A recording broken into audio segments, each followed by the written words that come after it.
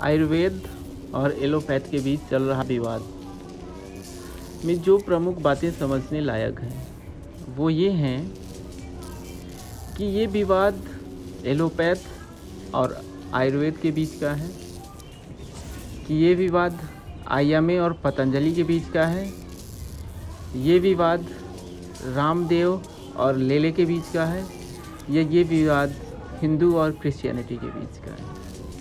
क्योंकि आप जितनी भी इसमें कमेंट्स देखेंगे कहीं पे भी, सोशल मीडिया पे, डिबेट में, तो आपको सभी जगह अलग अलग पक्ष दिखाई देंगे। ज़रूरत आयुर्वेद के विकास की भी है और ज़रूरत एलोपैथ के विकास की भी है, लेकिन क्या एक का विकास दूसरे के विकास को अवरोध करता है? बिल्कुल नहीं, बल्कि एक का विकास दूसरे के विकास को प्रेरित करता है। लेकिन यहाँ पे हो क्या रहा है कि हम अपने आप को आगे बढ़ाने की बजाय हम दूसरे को गाली दे रहे हैं, और वो गलत चीज़ है।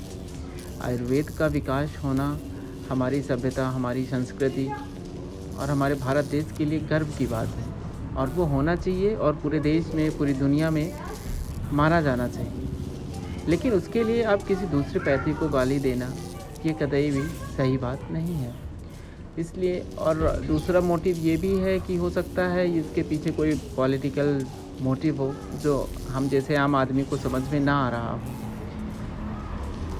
लेकिन रामदेव को अपना काम करना चाहिए, और इस तरह की बातें जो एक उल जुलूल कुछ भी बोल देते हैं उसे अपना कम करना चाहिए, और एक प्राणायाम विकसित करनी चाहिए अपनी जिह्वा के लिए कि जिससे वो लगाम लगा सके। और बाकी वो अब सिर्फ आयुर्वेद के लिए काम नहीं कर रहे हैं, वो आटा बेचते हैं, साबुन बेचते हैं, तेल बेचते हैं, जीन्स बेचते हैं, सब कुछ बेचते हैं। और वही काम जब आईएमए भी कर रहा है तो उसके लिए वो बोल रहे हैं कि ये कैसे डेंटल को, कोलगेट को वाला कोई आईटीए करता है, आईएमए नहीं करता है, किसी तेल को प्रमाणित कर रहे हैं।